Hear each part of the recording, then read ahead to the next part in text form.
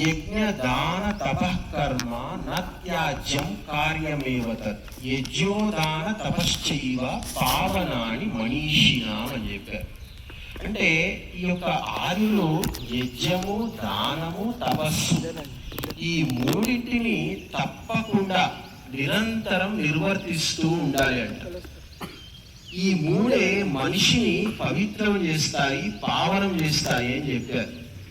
అందుకే నత్యాజ్యం కార్యమేవ తత్ అంటే ఈ మూడు కూడా త్యజించకూడనటువంటివి, త్యాజ్యము చేయకూడనటువంటివి, వదిలిపెట్టనటువంటివి, తప్పకుండా కొనసాగించవలసినటువంటివి. అంటే ఏ విధంగా మన శరీరంలో శ్వాస ప్రశ్వాసలు నిరంతరము జరుగుతూ ఉన్నాయో అదే విధంగా యజ్ఞము, దానము, తపస్సు ఈ మూడు కూడా నిరంతరం కూడా జరుగుతూ ఉండాలి అని చెప్పారు. మన యొక్క వర్ణాశ్రమాలను తీసుకుంటే బ్రాహ్మణులు, క్షత్రియులు, వైశ్యులు, శూద్రులు అని చెప్పారు. ఈ 4 వర్ణాశ్రమాల్లో ద్విజులు ఎవరైతే ఉన్నారో, ఇటు బ్రాహ్మణులు కావచ్చు, క్షత్రియులు కావచ్చు, వైశ్యులు కావచ్చు, ఈ ద్విజులు ముగ్గురికి కూడా ఈ యొక్క అగ్నిహోత్రం అనేటువంటిది అనివార్యంగా చెప్పడం జరిగింది. సంస్కారాల గురించి మనం చెప్పుకుంటూ ఉన్నాం. ఇక్కడ సంస్కారాలు ఎవరికి చేయాలి, ఎందుకు చేయాలి అంటే ఎవరైతే అగ్నిహోత్రము చేయాలనుకుంటారో, ద్విజులుగా జీవించాలనుకుంటారో, మోక్షాన్ని, చతుర్విధ పురుషార్థాన్ని పొందాలనుకుంటారో వాళ్ళంతా కూడా అగ్నిహోత్రం అనేటువంటిది నిరంతరము ఖచ్చితంగా చేయడం అనేటువంటిది అనివార్యం అని చెప్పారు.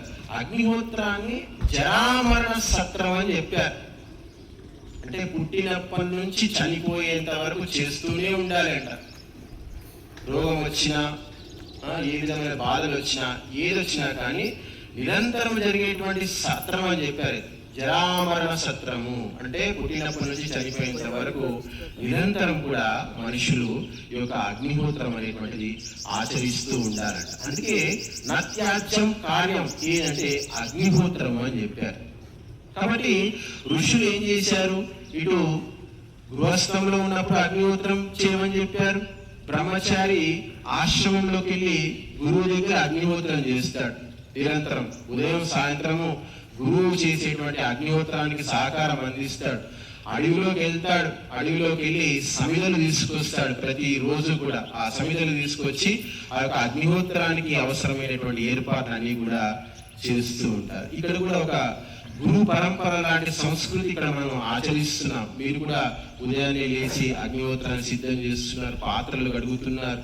మన బ్రహ్మచారులు, చిన్న బ్రహ్మచారులు అక్కడికి వెళ్ళి పుల్లలు తీసుకొస్తున్నారు. అగ్నిహోత్రానికి అవసరమైనటువంటి సామాగ్రి అంతా కూడా మనకి ఇక్కడ సమకూరుస్తున్నారు. కాబట్టి మన సంస్కృతి ఏదైతే ఉందో ఇది యజ్ఞ సంస్కృతి, మన ఏదో ఆషామాషి సంస్కృతి కాదు. మన సంస్కృతి ముందు అగ్ని ఉంది. అగ్ని ముందే అగ్ని మన సంస్కృతిని నడిపిస్తుంది. అగ్ని ద్వారానే మనం నడుస్తున్నాం. ఏ విధంగా అగ్నిని వెలిగించినప్పుడు ఆ అగ్ని యజ్ఞకుండంలో నుంచి ఆ సూర్యుని వైపు వెళ్తూ ఉంటుందంట. అగ్ని పైకి వెళ్తూ ఉంటుంది. అదేవిధంగా అగ్నిని పూజించిన రోజులు మన సంస్కృతి అనేటువంటిది ఎంతో ఉచ్చ స్థితిలో ఉంది.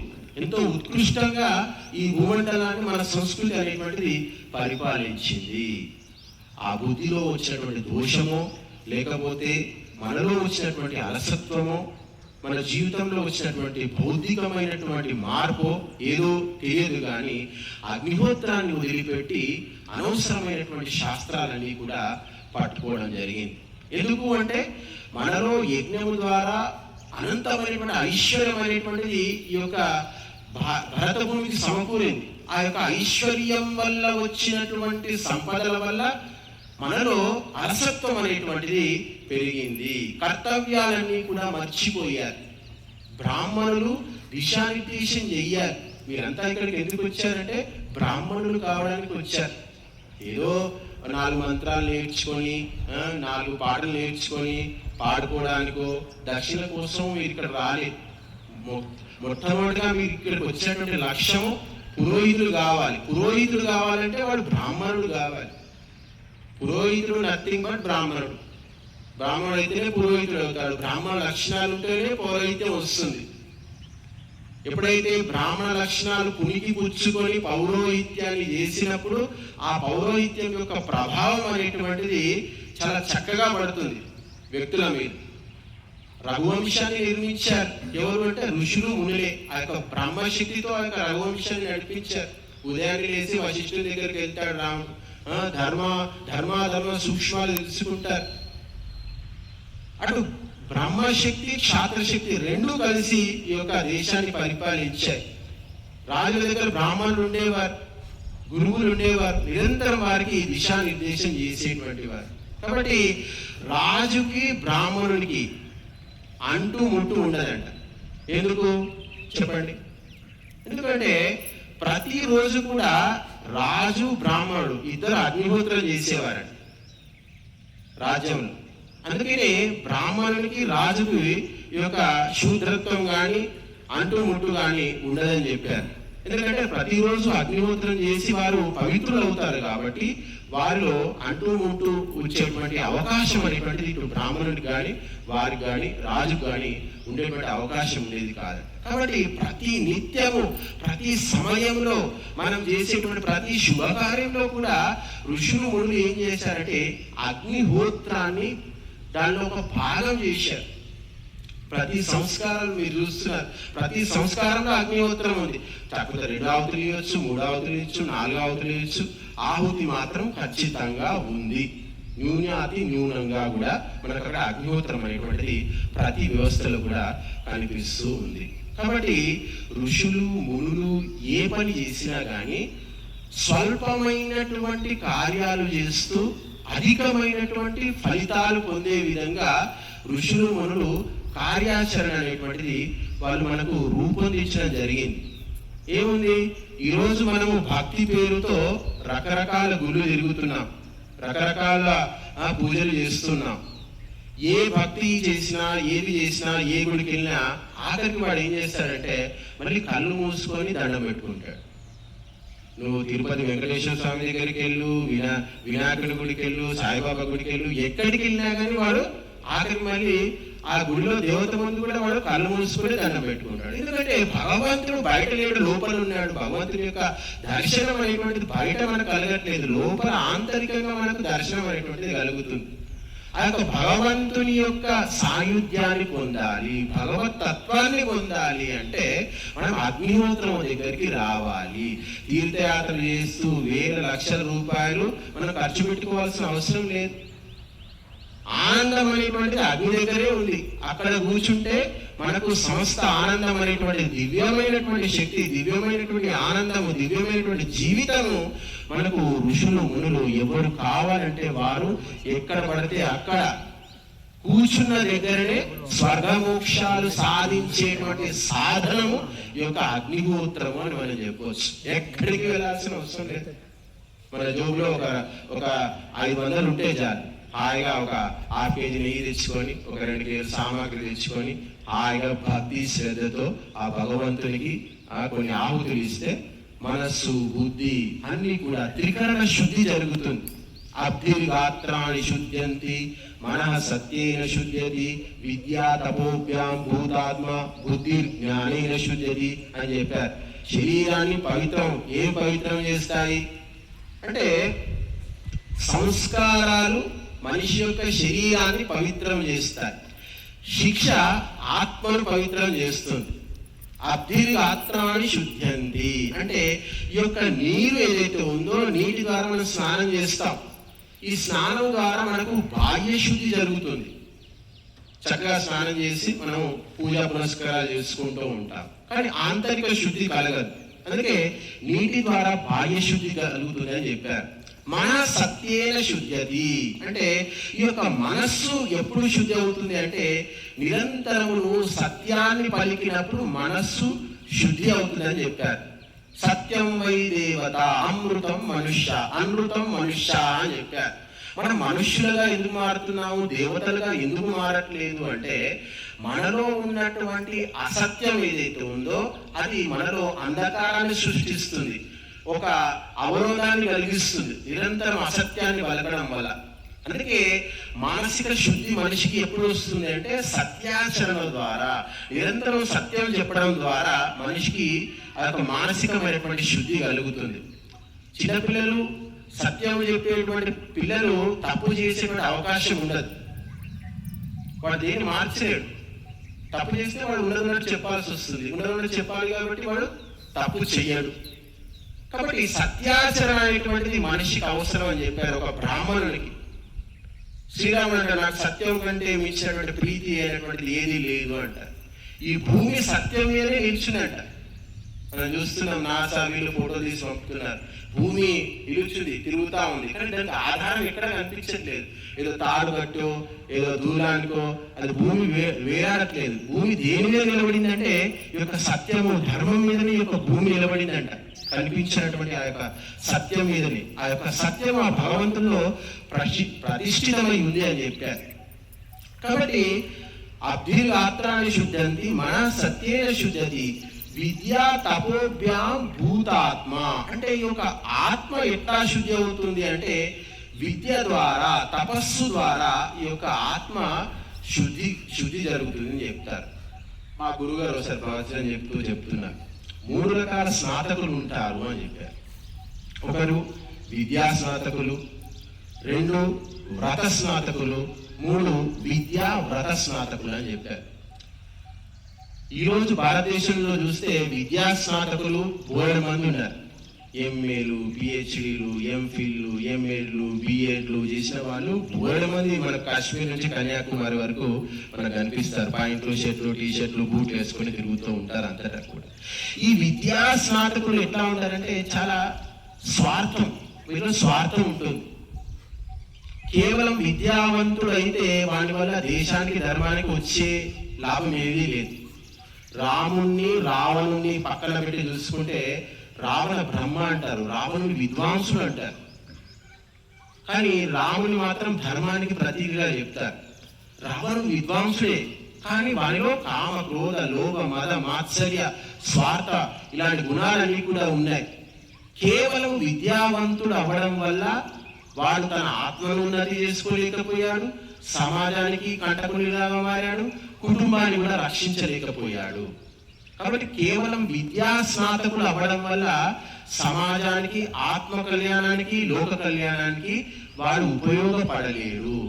వ్రత స్నాతకులు అని చెప్పారు. అంటే వీళ్ళు వ్రతాలను ఆచరిస్తారంట. అంటే సత్యము, అహింస, ఆస్తేయము, బ్రహ్మచర్యము, అపరిగ్రహము, శౌచము, సంతోషము, స్వాధ్యాయము, ఈశ్వర ప్రణిధానము, వీళ్ళు ఈ యొక్క సత్యాచరణ, ధర్మాచరణ చేస్తారంట. మహర్షి దయానందుడు ఏమంటాడంటే ప్రతి ఒక్కడు విద్వాంసుడు కాకపోవచ్చు, కానీ ప్రతి మనిషి ధార్మికుడు కాగలుగుతాడు. ప్రతి వ్యక్తిని మనం మంచి వ్యక్తిగా తయారు చేయగలుగుతాం, ప్రతి వ్యక్తిని ఎక్స్పర్ట్గా, జ్ఞానిగా తయారు చేయలేం, కానీ ధార్మికుడుగా అయ్యేటువంటి అవకాశం ప్రతి వ్యక్తికి ఉంది. ప్రతి వ్యక్తి కూడా ధర్మాత్ముడు కాగలుగుతాడు. మన ముందు అరుణమ్మ గారు ఉన్నారు, ప్రభాకర్ గారు ఉన్నారు. వారు శాస్త్రాలు అవసోపన బట్టి ఏదో బాగా చదివి పెద్ద చదివి యజ్ఞాలు యాగాలు చేయట్లేదు. కాకపోతే ఎన్నో శాస్త్రాలు చదివి దర్శనాలు, ఉపనిషత్తులు, వేదాలు, శాస్త్రాలు చదివినటువంటి వ్యక్తులు చేయనటువంటి యజ్ఞాలు వాళ్ళు చేశారు. దగ్గర 10 లక్షల రూపాయలు వాళ్ళు ఖర్చు పెట్టి యజ్ఞాలు చేశారు. అంటే నేను చెప్తున్నది కేవలము వాళ్ళు చేసినటువంటి 5 సంవత్సరాలు వరుసగా ప్రతి సంవత్సరం 2 లక్షలు ఖర్చు పెట్టి క్వింటల్‌న్నర నెయ్యితో వాళ్ళు యజ్ఞం చేశారు. క్వింటల్‌న్నర నెయ్యి ప్రతి సంవత్సరం పోసి వాళ్ళ ఇంట్లో, మా యూట్యూబ్ ఛానల్ దేవాయన ఛానల్లో ఉన్నాయి. ప్రతి సంవత్సరం 5 సంవత్సరాలు చేసి చాలు స్వామీజీ, ఇక మాకు వయసు ఎక్కువైంది, ఇంతకంటే మేము చేయలేము అని చెప్పి వాళ్ళు చెప్పారు. అవి కాకుండా వాళ్ళ 2 కుమార్తెల ఇంట్లో కూడా మేము ఎన్నో యజ్ఞాలు చేశాం చాలాసార్లు. 70 కిలోలు, 80 కిలోలు, 10 కిలోలు, 20 కిలోలు వాళ్ళ ఇంట్లో ఎప్పుడు చేసినా కానీ ఇట్లా భారీ మొత్తంగానే ఉంటుంది. అంటే వాళ్ళలో వచ్చే ప్రేరణ ఎక్కడి నుంచి వచ్చింది అంటే సంస్కారం అని చెప్పారు. ధార్మికులు అయ్యారు వాళ్ళు. విద్వాంసులు అవ్వచ్చు ఖచ్చితంగా, ఈ పుణ్యఫలం వాళ్ళకుంటే రేపు వాళ్ళు విద్వాంసులు కూడా తప్పకుండా అవుతారు. కాబట్టి విద్వాంసులు కావడం కష్టం, కానీ ధర్మాత్ములు, త్యాగులు, తపస్సులు కావడం చాలా ఈజీ. విద్వాంసుని వల్ల సమాజానికి కళ్యాణం జరగవచ్చు, జరగకపోవచ్చు, కానీ ధార్మికుడి వల్ల సమాజానికి కళ్యాణం జరుగుతుంది. సమాజానికి ధార్మికుడు, ధర్మాత్ముడే ఉపయోగపడతాడు విద్వాంసుని కన్నా కానీ. అందుకే విద్యా స్నాతకుల కన్నా వ్రత స్నాతకులు గొప్పవాళ్ళు, వ్రతాలను ఆచరించేటువంటి వాళ్ళు చాలా గొప్పవాళ్ళు అని మనకు చెప్పారు. ఇక విద్యా వ్రత స్నాతకులు ఇంతకంటే కావాల్సింది ఏముంది? అటు విద్య ఉంది, ఇటు ఆచారం ఉంది. శ్రీరాముడు అటు విద్వత్తు ఉంది, విద్వాంసుడు, వేదాలు చదివాడు, శాస్త్రాలు చదివాడు, ధర్మాచరణ కూడా ఉంది అతనిలో. ఇలాంటి వ్యక్తులు సమాజానికి విశేషమైనటువంటి కళ్యాణాన్ని చేయగలుగుతారు. కాబట్టి సంస్కారవంతులు, ధార్మికులు అయినటువంటి వ్యక్తులను ఉత్పత్తి చేయడం చాలా సులభము. ప్రతి వ్యక్తుడు కూడా ధార్మికుడు అయ్యేటువంటి అవకాశం మనకు ఈ యొక్క అగ్నిహోత్రం మనకు కలిగిస్తుంది. మనం వెళ్తున్నాం, తిరుపతి ఉండిలో డబ్బులు వేస్తున్నారు. తిరుపతి యొక్క ఆదాయం ప్రతి సంవత్సరం 20,000 కోట్లు ఉంది. సాయిబాబా గుడి ఆశ్రమం షిరిడి ఆదాయం ప్రతి సంవత్సరం 500 కోట్లు ఉంది. మనం ఈ యొక్క అయ్యప్ప శబరి ఆదాయం 300 నుంచి 400 కోట్లు ఉంది. మక్కాలో అందరు ఇస్తున్నారు. మక్కా యొక్క ఆదాయం తీసుకుంటే ప్రతి సంవత్సరము 1000 కోట్ల ఆదాయం ఉంది. ఈ డబ్బంతా కూడా ధర్మం పేర మనం అంతా కూడా ఈ యొక్క డబ్బును విరివిగా దేవస్థానంలో ఖర్చు పెట్టేస్తున్నాం. సో వారు బ్రాహ్మణులు వాళ్ళు చెప్తున్నారు, సుబ్రహ్మణ్యం గారు, గోవర్ధన్ గారు అంటున్నారు, బ్రాహ్మణులకి ఏమన్నా ఇస్తున్నారా, ఏమన్నా చేస్తున్నారా అంటే ఎక్కడా ఏమీ లేదు. మన హిందువుల సొమ్ము అంతా కూడా, అందరి డబ్బంతా కూడా గుళ్ళకు, గోపురాలకే ధారాదత్తం చేసేస్తున్నాం. గుళ్ళ నిర్మాణం జరుగుతుంది, వ్యక్తి నిర్మాణం జరగట్లేదు. ఇస్లాంలో వ్యక్తి నిర్మాణం చేస్తున్నారు. మన భారతదేశంలో అత్యంత ఉధృతంగా ఉన్నతి చెందుతున్నటువంటి మతము ఇస్లాం మతం అని ఉంది. ఇంటర్నెట్లో మీరు చూడండి, ప్రతిరోజు కొన్ని వేల మంది మార్చేస్తున్నారట. వాళ్ళు ఇటు హిందువులను మార్చేస్తున్నారు, ఇటు క్రైస్తవులు కూడా ఇస్లాంలకు మారిపోతూ ఉన్నారట. కాబట్టి ప్రతి వ్యక్తిని కూడా వాళ్ళు ముస్లింగా తయారు చేస్తున్నారు. గడాఫీ అంటాడు, గడాఫీ అది ఏ దేశం రాజు ఉండేవాడు? Gaddafi Uganda. గడాఫీ వచ్చేసి ఏదో దేశం ఉగాండా అనుకుంటా, అదేదో ఉంది గుర్తు. Uganda Idi Amin. అయితే గడాఫీ ఏమంటాడంటే, నేను ఏ దేశం తోటి యుద్ధం చేయను. Idi Amin Nigeria, Idi Amin ఉగాండానే చెప్పింది. అయితే గడాఫీ ఏమంటాడంటే, వాళ్ళు చంపిస్తారు అమెరికా వాళ్ళు. అయితే వాడు ఏమంటాడంటే, నేను ఏ యుద్ధం చెయ్యను, మా ముస్లింలకు ఒక్కొక్కరిని 10 మందిని గర్వని చెప్తాను, వాళ్ళే ప్రపంచాన్ని జయిస్తారు. లీబియా దేశం గడాఫీ అంటాడు. మాకు ఏ ఆయుధాలు ఏం అవసరం లేదు, మేము 10 మందిని అంటాము, ప్రతి ఒక్కరిని ఇస్లాం చేసేస్తాం. అయితే నేను ప్రపంచాన్ని గెలిచినట్టే కదా. వ్యక్తిని మార్చినప్పుడు మనం ప్రపంచాన్ని సంస్కరించినట్టు. అదే సిద్ధాంతం మన వేదంలో ఉంది, అదే సంస్కారాలు మీరు ఇక్కడ నేర్చుకుంటున్నారు. ప్రతి వ్యక్తిని కూడా వైదికునిగా మార్చాలి, ప్రతి వ్యక్తిని కూడా వేదం వైపు తీసుకురావాలి. వాళ్ళు అదే పని చేస్తున్నారు. ప్రతి వ్యక్తిని కూడా ఖురాన్ దగ్గరికి తీసుకొస్తున్నారు, ప్రతి వ్యక్తిని కూడా ఇస్లాంలోకి కన్వర్ట్ చేస్తున్నారు. ప్రపంచంలో వారి యొక్క మతాన్ని విస్తరిస్తుంటున్నారు, అల్లా సామ్రాజ్యాన్ని వారు తీసుకొస్తున్నారు. మనమేం ఆలోచిస్తున్నాం? రకరకాల సాంప్రదాయాలు, రకరకాల ఆచారాలు, రకరకాల కట్టుబాట్లు. మీదొక సాంప్రదాయం, మాదొక సాంప్రదాయం. స్వామీజీ మీరు కాషాయం వేసుకున్నారా? మీది ఏ సాంప్రదాయం అండి? మమ్మల్ని అడుగుతారు బయటకు వెళ్తే. మేము అందులో ఇస్కాన్ అండి. మీరు ఇస్కాన్ కాదా? నువ్వు ఇస్కాన్ కాదు కాబట్టి నువ్వు వేరు, నేను వేరు. అంటే రకరకాలైనటువంటి సంస్థలు వచ్చాయి. మీరు గాయత్రి పరివారా? మీరు గాయత్రి పరివారం, మేము ఇస్కాన్ పరివారం. అంటే వాళ్ళదొక పరివారం, మనదొక పరివారం. వాళ్ళు ఇంకెవరు? బ్రహ్మకుమారీసు, మాదొక పరివారం అంటారు. వీరంతా వేస్ట్, మేమే వేస్ట్ అంటారు. ఇట్లా హిందూ సమాజాన్ని రకరకాల సాంప్రదాయం, ఇటు బ్రహ్మకుమారీసు, ఇటు ఇస్కాన్ వాళ్ళు, ఇటు గాయత్రి పరివార్ వాళ్ళు, ఇటు బౌద్ధులు, ఇటు జైనులు, ఇటు సిక్కులు, ఎంతో మంది దీని మీద పడి పీకి ఇందులో ఉన్నటువంటి వ్యక్తులందరినీ కూడా తమ మతాల్లోకి మార్చేస్తూ ఉన్నారు. ఎందుకు మారుస్తున్నారు అంటే, మనకంటూ ఒక సిద్ధాంతం అనేటువంటిది లేదు. గురుగారు ఇలా చెప్పారు, అగ్నిహోత్రం నుంచి అశ్వమేధ పర్యంతం వరకు యజ్ఞాలు చేయాలి. బ్రహ్మ మొదలు జైమిని పర్యంతం వరకు రాసినటువంటి శాస్త్రాలు మనం చదవాలి. ప్రపంచం మీద ఆర్య చక్రవర్తి రాజ్యాన్ని సామ్రాజ్యాన్ని స్థాపించాలి. ఇంకేం చెప్పారు? భూమి నుంచి బ్రహ్మాండం వరకున్న పదార్థాల యొక్క గుణకర్మ స్వభావాలు తెలుసుకోవాలి అని చెప్పారు. ఇది మన కర్తవ్యం. ఎప్పుడైతే మనందరిలో ఒకే ఆలోచనలు ఉంటాయో, మనందరి లక్ష్యం ఒకే విధంగా ఉంటుంది, అప్పుడు మనమంతా ఒకే విధంగా అయిపోతాం. మన హిందూ ప్రకారం తీసుకున్నాం అనుకోండి, ఈయన హనుమంతుడు భక్తుడు, వాళ్ళ మా అయ్యప్ప భక్తురాలు, కొడుకు సాయిబాబా భక్తులు, వీరేమో వెంకటేశ్వర భక్తులు. నలుగురికి 4 దేవతలు ఉంటారు. వాడేమో శివుని భక్తుడు. వీడు శుక్రవారం గుడికి వెళ్తాడు, వాడు శనివారం గుడికి వెళ్తాడు, వాడు బుధవారం గుడికి వెళ్తాడు, వీడు ఆదివారం గుడికి వెళ్తాడు. ఇంకొకరిని పిచ్చి వేసి ఇదంతా ఎందుకంటే వాడు క్రైస్తవుడు అయ్యి చర్చికి వెళ్ళిపోతాడు. కాబట్టి తలా ఒక దారిలాగా తయారైపోయింది ఇందులో సిద్ధాంతం అంతా కూడా. ఎందుకు అంటే మనలో జ్ఞానం యొక్క శక్తి పరాకాష్ఠ స్థితిలో ఉంది. ఆ జ్ఞానం, అంతటి జ్ఞానాన్ని మనలో జీర్ణించుకోలేకపోతున్నారు మనవారు. ఈ బుద్ధిలో ఇవ్వట్లేదు.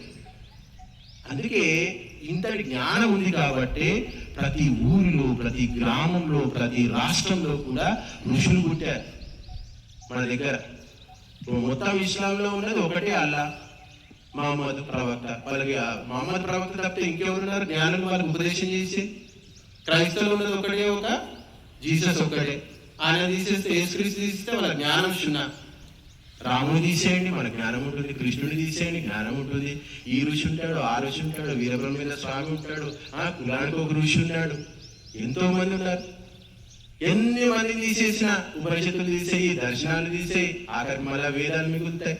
వేదం మొత్తం తీసే ఒక గాయత్రి మతం, ఒక గాయత్రి మంత్రం నుంచి గాయత్రి మంత్రం ఉంటుంది. కాబట్టి మన సంస్కృతి అనే పరంపర ఏదైతే, ఈ సనాతన సంస్కృతి ఏదైతే ఉందో ఎంతో అనాదిగా ప్రవహిస్తుంది. దీన్ని ఎవరు కూడా నియంత్రించలేదు.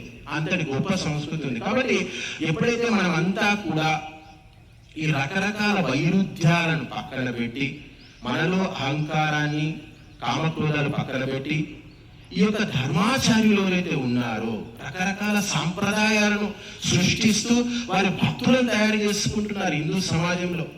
వీళ్ళంతా కలిసి ఒక ఘాట్లో వచ్చి ధర్మాధర్మ సూక్ష్మాలను ఆచరించి అందరూ కలిసి ఒకే ఒక ధర్మాన్ని, ఒకే ఒక సిద్ధాంతాన్ని స్వీకరించినప్పుడు హిందూ సమాజం ఏదైతే ఉందో అది ప్రపంచాన్ని శాసించేటువంటి స్థాయికి వస్తుంది. ఆ యొక్క స్థితి ఎప్పుడైతే రాగద్వేషాలు వదులుకుంటారో మన ధర్మాచార్యులు, అప్పుడే ఈ యొక్క భారతం అనేటువంటిది ఒకటై ప్రపంచాన్ని శాసించేటువంటి స్థాయికి వస్తుంది. కాబట్టి యుక్తాయుక్త వివేచనతో, తర్కంతో రకరకాల మతాల్లో, సాంప్రదాయాల్లో ఉన్నటువంటి లోటుపాట్లను తన తర్క శక్తితో, బుద్ధి శక్తితో క్రోడీకరించి, వాటిని సూక్ష్మీకరించి, వాటిలో ఉన్నటువంటి లోటుపాట్లు అన్నిటినీ కూడా మనకు మహర్షి దయానందుడు సత్యార్థ ప్రకాశ రూపంలో మనకు అందించాడు. దాని ద్వారా మతాల్లో ఉన్నటువంటి వైరుధ్యాలని చెరిపేసి వారు వేద మతాన్ని, వైదిక మతమే అందరికీ శరణ్యం అనేటువంటి దివ్యమైనటువంటి సందేశాన్ని ఇవ్వడం జరిగింది. మనము అంతిమ ఒక్క మాట చెప్పి ముగిస్తాను. శంకరాచార్యుడు 3 గ్రంథాలు చెప్తాడు. ఒకటి భగవద్గీత, ఇంకొకటి ఉపనిషత్తులు, ఇంకొకటి వేదాంతం. దీని ఏమంటారు? బ్రహ్మసూత్రాలు. ఈ 3ని కలిపి ఏమంటారు? ప్రస్థానత్రయం అంటారు. ప్రస్థానత్రయం అంటారు. అంటే మోక్షానికి ఈ 3 శాస్త్రాలు అవసరం అంటారు. మన వైదికులకు కూడా 3 ఉన్నాయి. అలాగే మనకు కూడా ప్రస్థానత్రయం అని చెప్పవచ్చు. ఒకటి సత్యార్థ ప్రకాశం, మహర్షి దయానందుడు రాశారు. 2 ఋగ్వేదాది భాష్య భూమిక అని చెప్పారు. ఇక 3వది సంస్కార విధి. ఇవి మన యొక్క ప్రస్థానత్రయాలని చెప్పవచ్చు. ఈ 3 మీరు కనుక అవసరపోన బట్టి చదివారనుకోండి, ఇక మీకు తిరుగు అనేటువంటిది ఉండదు. వేద శాస్త్రాల గురించి ఋగ్వేదాది భాష్య భూమికలో అన్నీ ఉంటాయి. అన్ని విషయాలు కూడా మనకు అక్కడ కనిపిస్తాయి. ఇక సంస్కార విధి లేకపోతే ఈరోజు వైదిక సాంప్రదాయమే ఉండేది కాదు. ఈరోజు వైదిక సాంప్రదాయాలు ఆచరిస్తున్నారు, చేస్తున్నారంటే దానికి మూలం సంస్కార విధి అని చెప్పవచ్చు. కాబట్టి వీళ్ళంతా కూడా ఈ 3 గ్రంథాలు పఠించి ఋషి యొక్క అనుయాయులై వేద ధర్మాన్ని వైదిక ధర్మాన్ని ఉద్ధరిస్తూ మిమ్మల్ని మీరు కూడా ఉద్ధరించుకుంటారని ఆశిస్తూ ధన్యవాదాలు. ఓం